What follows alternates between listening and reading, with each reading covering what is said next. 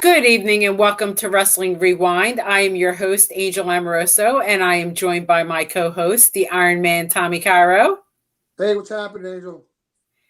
And this week, it's time again for Wrestling Archives. So what do you got for us this week, Tommy? All right, today we're going to have a classic matchup. We're going to have Memphis Wrestling from March 22nd, 1980, out of the Memphis, Tennessee, WMC5, Channel 5 TV studio, against NWA Southeastern Championship Wrestling, same day, March 22nd, 1980. This is out of Knoxville, Tennessee, out of the WBIR Channel 10 TV studio. So not only are they the same day and date, but both out of their respective TV studios, which has always been my favorite way to watch wrestling. Yes. It's just that personal touch, being in that 100, 150 people. You know, they throw a sign up outside the studio, TV taping today. If there was a charge, it was very minimal. And people, you know, got to watch wrestling live and see, you know, the angles set up and, you know, all the interviews leading up to the bigger shows, which, as we all know, is how these companies built their cards by running the angles on TV and then, you know, offering the show live at any given point, usually probably once a month, the big shows. So you had, you know, 4 weeks of TV taping to lead up to that, which is the way it's supposed to be. Exactly. So, I'll tell you, I myself started out as when I was a wrestling fan, went to Memphis at USWA studios and got to experience just, you know, the crowd and the atmosphere, and one of my favorite experiences. And then I got to go back there in 1995 to wrestle Miss Texas. So one of the most magical experiences of my life, you know, always the studio wrestling with the smaller crowds and the cameras right there, and Lance Russell and all the, you know, the great announcers and everything. Just a magical moments that USWA provided, I think, all of us as wrestling fans. And as I said previously, I used to love how there's a Bob Caudle, Lance Russell, you know, would always call the guys by their names when they were getting crazy out, you know, in front of the desk. Come on, Jerry. You know, like, you know, you knew there was that personal, you know, connection to it, which made it pretty cool, you know. And often his pleas fell on deaf ears as they continued to rip the studio apart almost weekly, which was, to me, was some of the best. You know, the brawls right there in front of the desk. Was so absolutely close up, and you know, you couldn't do anything but, you know, lay him in because everything was so close. You know, so pretty much they were beating each other up pretty good when you had those. In those studios, there was no place to hide. You know, everything was just feet away. So made for some very some very tight work. Okay, so we're going to start out here. We're going to let you know who the champions were currently in Memphis at that time. Was the AWA World Champion. Again, he would bop in and out, but because he wasn't there every show, because he was out defending the title, he would come in every once in a while, like Ric Flair used to do on World Championship Wrestling. But then they had their supporting cast of the smaller titles, where you also had another world champion, CWA, was also, you know, recognized there in Memphis. And then the AWA Southern Heavyweight Championship, which was held by Jimmy Valiant, and AWA Southern Tag Team Champions were Paul Ellering and Sheikh Ali Hassan. So at this point, the CWA World Champion was vacant. So we'll start out with a tag team match. Paul Ellering and Sheikh Ali Hassan, who, unless it's somebody that we know with a different name, I'm not sure who that is, with Jimmy Hart versus Steve Regal and Bobby Lyons. Steve Regal was somebody I enjoyed. Thought he was a good worker. He didn't go real far, but locally he was a big star locally. And Bobby Lyons, I can't say I'm familiar. I'm embarrassed to say. I'll have to look him up. Ellering is strutting around, super proud of winning the Southern Tag titles. Hassan doesn't seem to care one way or another. Regal and Lyons take control of Ellering for a bit, though until Ellering powers up Regal and slams him down. Regal outsmarts Hassan with a drop kick and grabs a headlock. Thanks to Ellering hopping in the ring, Hassan is free to rake the eyes to get out of the hole. Tag to Ellering. He slams Regal and misses a big elbow drop. Lyons tags in but can't stop Ellering reaching Hassan. Lyons gets whipped into the ropes for a knee, but manages to punch Hassan back and tags Regal. He's all hot. He's all hot, but makes Ellering mad and gets Regal cornered on the wrong side of town. Regal fights back against Hassan, but Lyons takes a low blow when ref Paul Morton gets distracted. Ellering tags in and beats up Lyons. He tags out, and Regal tries to put somebody away. He's gone. He's gone drop kick crazy here. Tag to Lyons. He gets pushed into the ropes for the O'Connor roll, which gets flubbed. I'm sure that move is harder to pull off than it looks. Ellering gets pissed off and starts slamming Lyons over and over. He gives Lyons a half-done atomic drop and covers him for the win at 10:03. So it sounds like it was a little bit of a choppy match. But, that happens sometimes. People just don't, gel, especially if they haven't worked together in a while. Right. Well, they had 10 minutes to work it out. And, But unfortunately, talking it out in the back is a lot different than, going out working it out in the ring. Exactly. And a lot of times you'll see on these cards, it's kind of haphazard. I guess maybe it depended on who came and who didn't. But a lot of times there's these odd tag team matches with different people put together that wouldn't normally be. So who knows, what I guess it was like on a whoever showed up basis sort of thing. Yeah. So, Okay, time for some Louisville Garden promos. They push superstar Bill Dundee in a coal miner's glove match with Sonny King. Dundee stops by to talk some smack. Next up, there will be a 6-man tag with Ken Lucas, Billy Robinson, and Jimmy Valiant. There you go, right there. Taking on Paul Ellering, Ali, Hassan, and Jimmy Hart. Lucas puts over Robinson as a guy who holds grudges, and he's looking for revenge. You can't do promos without handsome Jimmy Valiant either. 6 is one of his favorite numbers. He says he's been married 6 times and divorced 7. The guy is always a classic on the mic in Memphis. I will say that. Ever the showman, you can always depend on handsome Jimmy Valiant. Of course. Talk and, we talked about that before. That charisma was a killer. Yeah. And he was kind of out there. He had that, I think he had like a star tattoo here or something. Yeah. And, he had that beard. I think he was a very eccentric type of guy. But really interesting. Yeah. I found him very interesting. Mm-hmm. Jimmy Valiant and Ken Lucas versus Dennis Upton and David Oswald. An angry Lucas starts out beating up Oswald. In comes Valiant. He slings Oswald over to Upton. He does a little slamming and pounding. He tags Lucas to get a break. Lucas delivers a back elbow and drops a couple knees on Upton for the win at 2 minutes and 33 seconds. Squash. Yeah. So I wonder. Big squash. We'll have to see going forward if we see much more of that.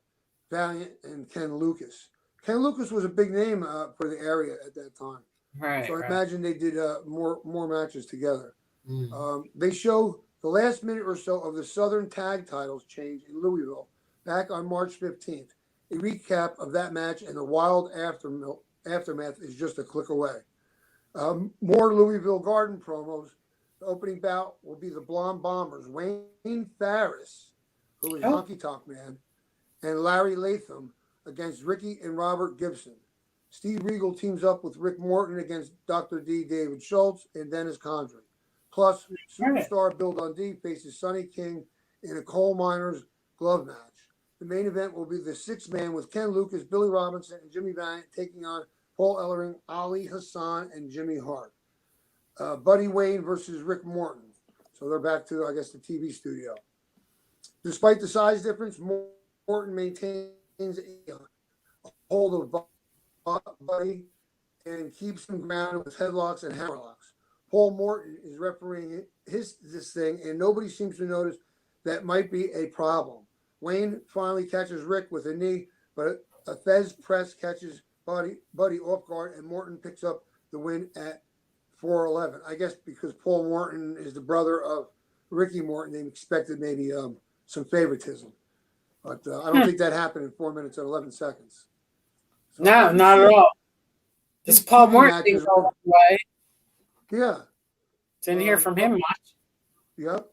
Okay. Now we go to Superstar Bill Dundee, Ricky and Robert Gibson versus Sonny King, Dr. D, David Schultz, and Dennis Condrey. Condrey starts the match and gets frustrated by Dundee and Robert. Tag to Schultz. He doesn't have much more luck. In comes Ricky. He gets drilled with a drop kick as Sonny gets a tag. King punishes Ricky with a Randy Orton-style chin lock. Somehow it looks much more painful though. When Ricky tries to stand up, King bends Ricky over his knee with the hold still applied. Awesome. While Robert and Dundee start to come into the ring, King brings Ricky over to Condrey to choke him on the top rope while Schultz lowers the boom. As things calm down, King gets his showdown with Dundee.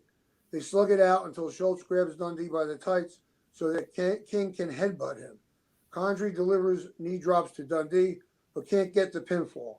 In comes Dr. D. He hits a suplex for 2. Sonny nails Dundee and twists on the neck. More shots are traded. Dundee catches King with an elbow, but Sonny tags out. Schultz gets whipped into the ropes for a dropkick by Ricky. Double KO ensues. Condrey gives Ricky a huge backdrop for 2. Sonny tags in and puts Ricky down for a neck vice. Things get a little out of control, but then Condrey whips Robert into the corner and charges into a Jack Briscoe roll-up for the 3 count to win the fall at 9 minutes and 34 seconds. Russell really loved this first fall, and so did I. Lance Russell, I guess he's referring to. Oh, was it a 1 fall? Is this like a 2 out of 3 fall match? I mean, they didn't say that. Yeah, I don't remember that in the intro, but I assume that there's more falls. Oh no, he just said for a roll-up 3 count to win the fall, not necessarily. Okay, so there's no other falls. There's just all right. The same thing. Yep. Yeah, a little confusing, but sounded good. Yeah, a lot of action back and forth. Sonny King, I loved Sonny King when he was in the WWF. He was a baby face at that time.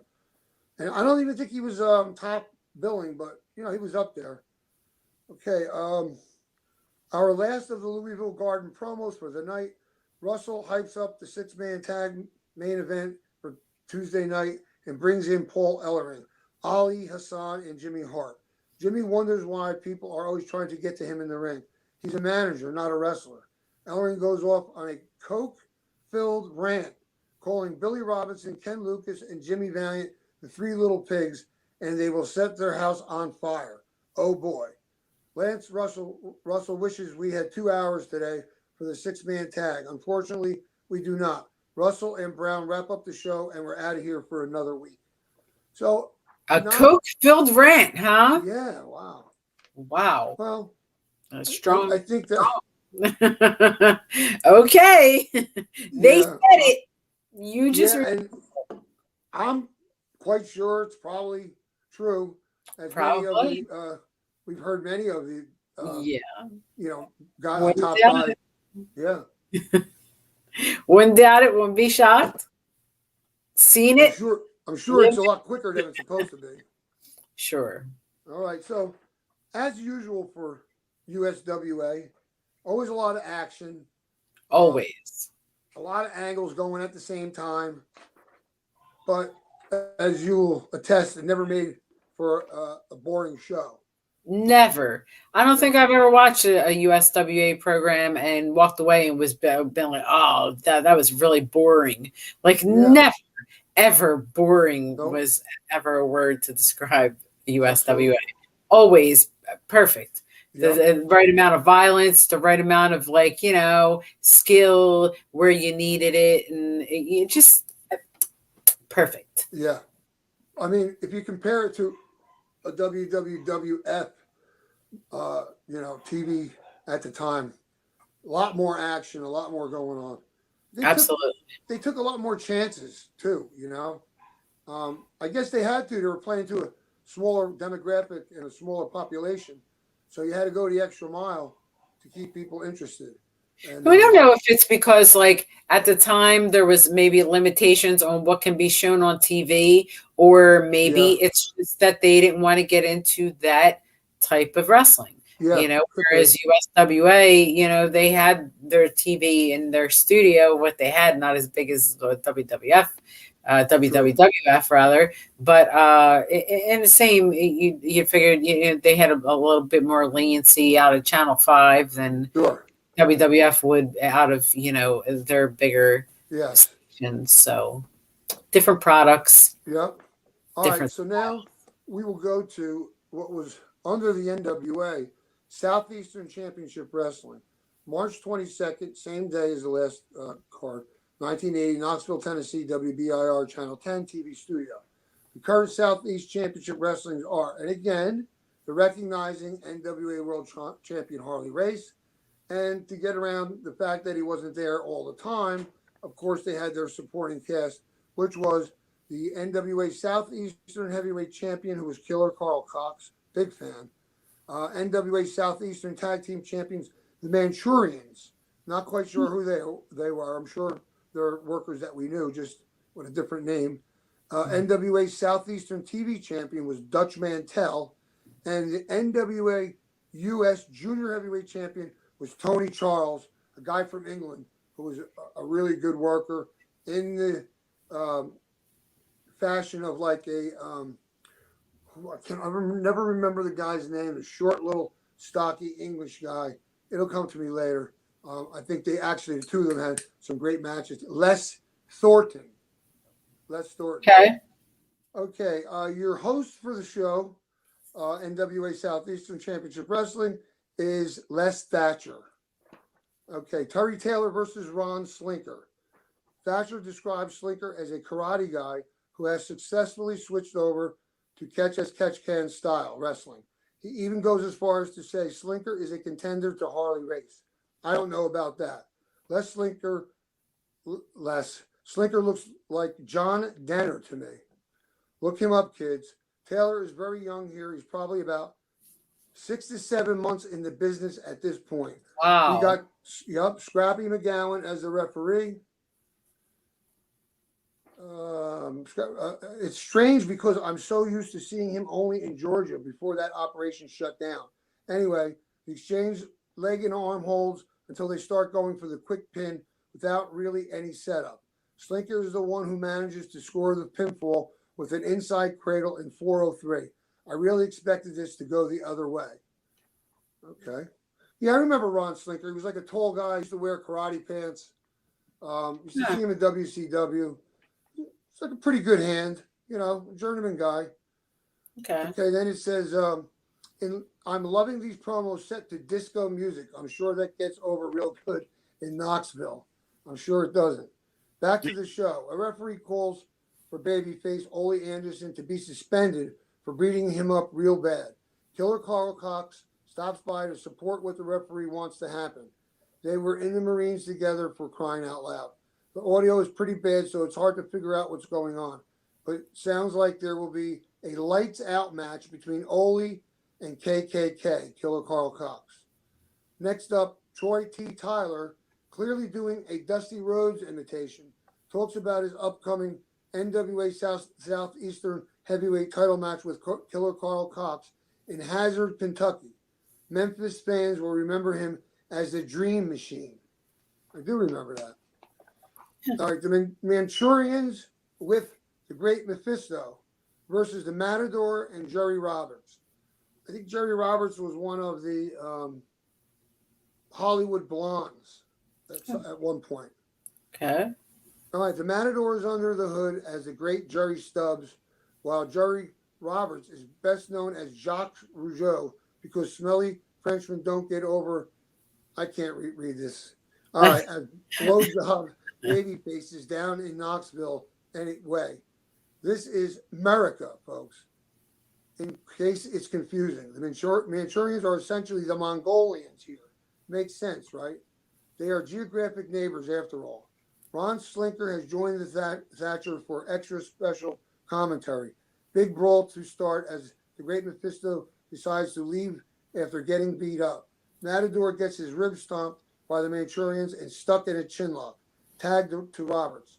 He gets stuck in the Manchurian's corner with heel moves. Roberts takes a knee lift and falls back into his corner to tag the Matador. It's bad news for the Manchurians, but for some reason Roberts gets tagged in again. He hits one of the Manchurians with a drop kick from the second rope, but telegraphs a backdrop. The Great Mephisto is back at ringside now. One of them applies a nerve hold on Roberts until he can't continue to get the win at 5:32. The match was fun, but the aftermath is even more interesting. With Roberts out, the Matador gets double teamed and tied up in the ropes to be whipped. When Ron Slinker comes to save him, the Great Mephisto throws a fireball at him. Down goes Slinker. Now, I always liked that fireball thing. Especially if it's done right. And I had done that in my promotion a couple of times with none other than Rock and Rebel, throwing it. And we taped a promo for an upcoming match and used that in the promo, and it's absolutely spectacular. Right in the guy's face, big flash. And, awesome. It's not very dangerous because it goes up so quick that it can't even get to your face. But it looks so powerful. It does. And when people use it, it's like, oh wow, that was just such a magical part of the show. Yeah. Like you don't see people throwing fire at each other much in fights. No. So when you do see it, it's a pretty special event. Absolutely. Then the guy comes back for at least 2 weeks with his face taped up. It's a right. good gimmick. Okay. When we return from a break, the Matador complains about being beat like a dog and can't wait to get his hands on the Great Mephisto. Les Thatcher is now with Alan Williams and promoter Bob Polk. They discuss how out of hand and violent wrestling has gotten lately. Polk wants anybody who has photographic evidence of the incident involving the Manchurians and the Matador and Jerry Roberts that happened out in the parking lot last week during the TV taping to let him know, because right now it's just one person's word over another, and that doesn't mean a whole lot. Talk turns to Killer Carl Cox wanting Ole Anderson to be suspended for hitting the ref, but Stan Hansen stands up for Ole and shows video proof that there might be some serious collusion between Killer Carl and that referee.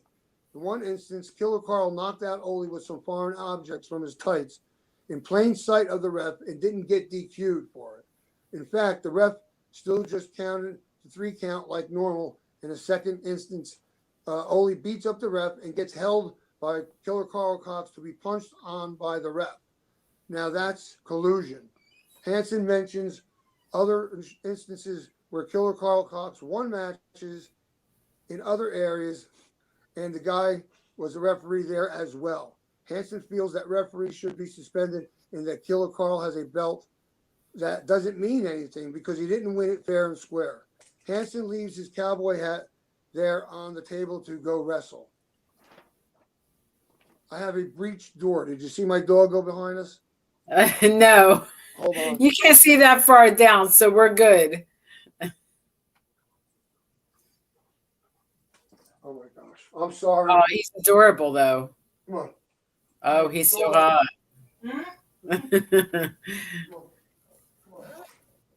I wouldn't mind seeing him on camera for a couple minutes, actually. Sorry. Won't be too bad. That's all right. Come on. Where we left off. Wow. That's my fault for leaving the door not all the way closed. Oh boy. Anyway, at least we're getting our breaks, right? Okay. Ready to go. All right, now, this is one I really have to look up. All right, Stan Hansen versus Seraph, Seraph. That's a new one to me. Anyway, sounds like it's going to be a quick one. While Hansen is in the ring, Killer Carl Cox comes out and screws around with his hat. Killer Carl Cox takes out his pocket knife and cuts up the hat. The crowd is yelling at Hansen to look over at the table. Oh boy, about 2 minutes. Hansen finally sees what's happening. He gets into a fight with Cox. Nobody messes with Hansen's stuff and gets away with it. Awesome. Now, I got to tell you a story about Stan Hansen. I was at the Wildwood Convention Hall in Wildwood, New Jersey. He was on a card. I remember actually I was in a battle royal that included Bruiser Brody, Stan Hansen, Crazy Luke Graham, Abdullah the Butcher, a whole bunch of others. And on that night, I walked into one of the dressing rooms, and Bruiser Brody was sitting there. So I tried to, excuse myself. I said, sorry. He goes, no, brother, sit down. He left from there and went to Puerto Rico, and that's when he got killed. So I saw him right before he went. And he was telling me how, he'd been on the road forever, and he couldn't wait to get home, but he had to make a quick trip to Puerto Rico. And that's the trip he made and never came back. Tragic. Yeah, pretty bad. But Stan Hansen, I remember we were getting in our car, pulling out of the parking lot, and he was walking. So he must have parked his car, a couple blocks away. And we fought kind of like we're behind him, kind of like following. Like we were wondering where he was going. And then we realized he was headed towards his car. And he got to his car. No, I'm sorry. While he was walking, I saw him look around before he looked around and he took his hat off. Like he was staying in character, in case anybody saw him, they wanted to see him with his hat on. Right. And he made that look around and took his hat off and made his way to his car. So that was a little lesson there. Always keeping it kayfabe. Yeah. All right. Check this out. Check out this Troy T. Tyler promo. It's so much Dusty, it's hilarious. Thatcher points out that Tyler is a protege of Dusty Rhodes because it's undeniable. He explains how a bull rope match works with the gimmick in his hand. When Dutch Mantell comes out for their match, he gets awful pumped up and heads to the ring for their match.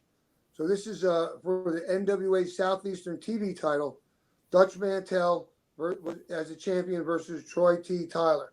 Now, I never, I finally came across this Troy T. Tyler, and I wondered if he had like an agreement with Dusty Rhodes to make that, make himself look like that. He looked just like him. He was set, he worked like him. Yeah. Wow. Definitely did a good job. Anyway, we'll start out this match. It starts out all Tyler as he beats Dutch from corner to corner. Back elbow and a splash gets two. Dutch fires low and rakes the face to take control. Running knee drop by Mantell sets up a chin lock. Tyler escapes and goes back to his brawling tactics. Mantell tears at the eyes to slow him down. He misses an elbow drop, though, and Tyler comes back with jabs. They trade more shots, but Mantell takes him over with a back suplex. Both men are down. Mantell goes for a slam, but Tyler falls on top for two. Everybody gets knocked down on this next exchange, including the ref. When they return to their feet, Mantell grounds Tyler for the Cobra Clutch. Tyler sees it coming and retreats to the floor. Back inside, Tyler finds himself on top of Mantell and rains blows down upon him. Mantell goes to the eyes again and grabs a bear hug. Once Tyler escapes, the ref gets nailed again, this time falling out to the floor. As Mantell starts running the ropes, he runs into a back elbow and takes a weak bionic elbow from Tyler. Another ref, Brett Sawyer, appears and slides into the ring to count the pinfall, 6:01. Ladies and gents, we've got a new TV champion. The fight continues after the bell as Mantell posts Tyler and puts the boots to him to bust him open. Tyler finally scares Mantell away with the bull rope. This ain't over, not by a long shot. I always liked when they changed the title on TV. You felt like you were, really getting to see something. Sure. And, it wasn't often enough that it got old. And, they did it in between. They could set that up now for the rematch to be at the bigger show. So it didn't hurt them by changing the title on TV. It was just basically a setup for, the bigger crowd. Right. Says here, time for some more Hazard, Kentucky promos. Stan Hansen hypes his NWA World Title match with Harley Race. He's going to bring it to you, Harley. Seems like an interesting match. Would Harley take the lariat? I wonder. And Les Thatcher and Alan Williams wrap up the show for the week. The Matador wishes Ron Slinker the best in his recovery, especially since he's looking to face Harley Race since he's coming to town. Matador shows us the welts on his back again and vows revenge. Stan Hansen stops by once more with his cut-up cowboy hat to let Killer Carl Cox know their beef is only getting started. Woo! So, pretty good, I would say, a lot of, not similar, but yeah, some similar type angles, and all done in the close confines of the studio, which again, like I said, was always, I always liked it. That close knit, up close and personal shot that you get, which is much different than in the big arenas where, you're much further away. Right. Only a couple rows of fans in the studios, so it gives it like, a whole different, it's a closer feeling, and it actually does make you work different, because the fans are so close and because they could see so much and hear so much, there's very little room for error when you're that close, and the cameras are that close to you. So, you really have to watch how you work and how well your opponent to know what's coming next without having to tell each other, because they're right there. But whole different feel to a studio, definitely a lot cozier than an arena. I remember on my debut for Todd Gordon ECW at the Philadelphia Sports Bar, I brought Damian Stone with me. And I told him, I'm going to throw you right out over by Todd Gordon. And, we chopped each other right in front of him. He was like, his eyes popped out of his head. So, it's everybody knows that, so you got to turn it up a little bit. If you're going to get beat up anywhere and get potatoed a couple times, it's going to be more than likely it's going to be there in the studio. Nobody wants to look stupid. And sell especially when you're that close in, phantom punch or kick. Yeah. No pulling the head up and 2 tackles drop down, leapfrog hip toss. You can't do that. Not They're doing it today. Yeah, they do it today. Watch it on the NWA show or one of those PCW. So that's something that today, what do they do with they're training like models and whatever, move for move and whatever, and it's still not coming out right from what I understand. So how good is it? Yep. So I don't know. It's kind of, to me, I don't know. I'll let you tell me what you think, but I want to call this almost like a draw. I think the action was, may have been a little bit more action with the Memphis wrestling, but Southeastern is right there. Much similar intensity in both. With the pair ups of all the different matches and the talent that was used. The description of the matches itself, I think, pretty much run neck and neck. In the two. I do have to say that I probably preference USWA a little bit more. Yeah. That's just me. I think that they always put on a fantastic show and always just brought it to you with all the violence that you could get that you weren't really getting anywhere else. So, if I had to choose one or the other, which in this case I do, I would say USWA. Yeah, it's a toss up for me. You know what? I was unfamiliar up until quite a while ago, but for a long time I had never ever really seen the Southeastern show. And it's funny because Memphis is under AWA jurisdiction, and Southeastern was under NWA, so they were both like a smaller league for the bigger league. Right. I found that interesting. Memphis and Jerry Lawler were always tied to the AWA. Jerry Lawler held the AWA heavyweight title, and I think the unified title was involved the AWA. But for me, Les Thatcher, who was a perennial worker, and him being the host of the NWA Southeastern, which if you look back at results in history, you'll find out that the ICW, which was Lanny and Lanny Poffo and Macho Man's dad's territory, Angelo Poffo, right? They shared talent and they were battling back and forth in the same area. The TV show looks almost identical. The rosters are similar. So I think they kind of went back and forth, and eventually there was a split, but very similar style and roster. So that's I think ICW was considered like an outlaw promotion at the time. But if you look up and watch some of their TV, it's very similar to Southeastern. So Southeastern was a little bit more interesting to me because I hadn't seen much of it, and the shows are pretty good. So I'll go for Southeastern. So we'll have to split that one. Okay. Well, I'd say I can imagine it's something that's like a little newer. It could be somewhat more interesting sometimes. So yeah. I mean, don't forget, I didn't grow up. Most of my life as a fan was before you could, hit a button and watch anything you wanted. So, I'm still excited that I can watch anything I want on YouTube. And I'll often put in amazing, isn't it? Yeah. I like to type in rare TV wrestling, and you'll find promotions that ran for a short period of time that had TV, North Atlantic Championship Wrestling. There's so many of them. As a matter of fact, I got a new book. I don't have it right on me here. It's a Through the Lens and Through the Ropes. And it's All South Championship Wrestling was Ray and Ann Gunkel, who ran opposition to the Welches and eventually the Jarretts.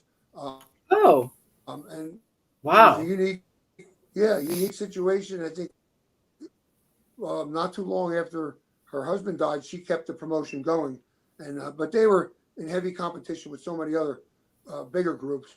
But they held on for a few years. And, although there's no text in the book, you'd have to go somewhere else for the history. It's got all the pictures of the workers from that area and a lot of big stars that performed elsewhere at the same time. So don't forget, some of these guys had to work for, that might be interesting to yeah, that might be really interesting to cover sometime in the future to maybe breeze through that book and take a look at each picture that's actually in there to let people give people an idea of where people were before they were famous. So very interesting, really interesting stuff.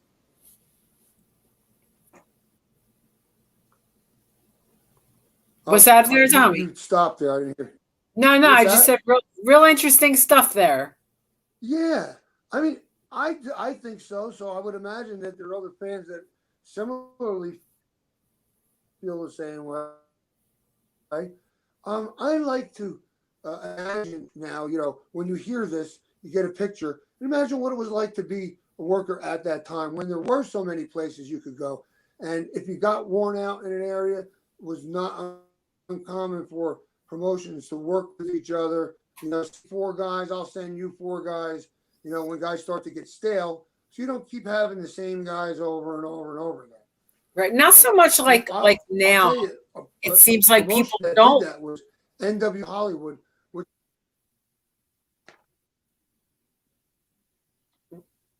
it's it's a completely different world. I remember watching championship. It was actually from the Olympic Auditorium. It came in span 1 out of like Newark or Elizabeth, and it came from the Olympic Auditorium, and the famous RI9 5171 was across the screen, up on top, like where the microphone came from, and it was a great show, except that you can tell that they were using anybody who was coming through because of California being where it is. If they were going anywhere, Japan, New Zealand, Australia, Hawaii, they would stop there. And, they must have had an agreement with Mike LaBelle or Gene LaBelle. They'd stop in and we'll we'll put you on, But what happened was it was like a hodgepodge of guys that didn't have any, storyline that just kind of popped in, and they had out of nowhere, like, like ECW did with me and Ivan Koloff. We had no prior match, but we had a chain match. Right. So they did that a lot. Yeah, they did that a lot. But what was good about it is you got to see this constant parade of different guys. Different people coming in and out, right? Yeah. See, and this is the problem now, is that people want to, keep the guys like right where they are, even if it's independents and they have no contract. They don't want to help other promoters use them, and it's ridiculous because it hinders them. Everyone needs as much exposure as they could possibly get before they actually get a contract, where they are held. So back then it was like more of a mix of different people helping each other and being able to use different guys and give them all the exposure that they needed in order to get the work, that for everyone to see them. And it's just not like that anymore. I don't think it's like that anymore. Well, Vince McMahon killing all the territories. It's getting to be like that again on a much smaller level. Like an indie guy today, like what blows my mind is the amount of indie groups that are out there and active. I mean, I remember back when we were running, going back as far as 10, 12 years ago, there weren't anywhere near as many.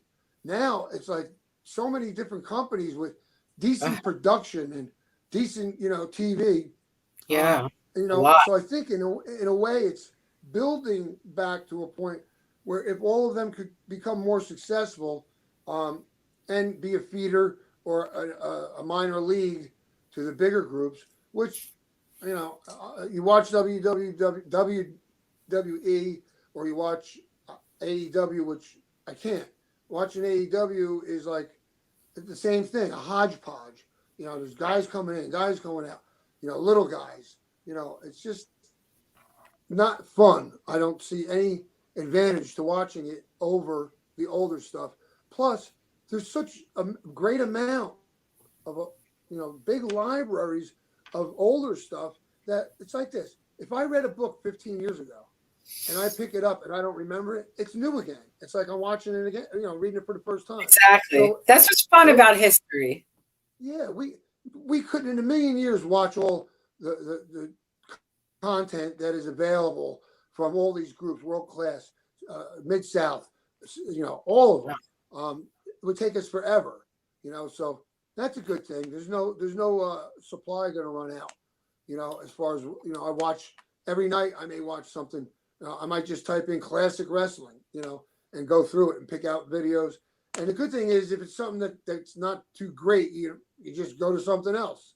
Well, and social media and YouTube is Daily Motion, whatever, is so great for that kind of stuff because you can literally find wrestling archives from generations ago now that are just up there. It's just there for you to see, and it shows like this where you could come and hear about wrestling archives and learn all about it if you don't want to watch, if you're more of a person that's listening.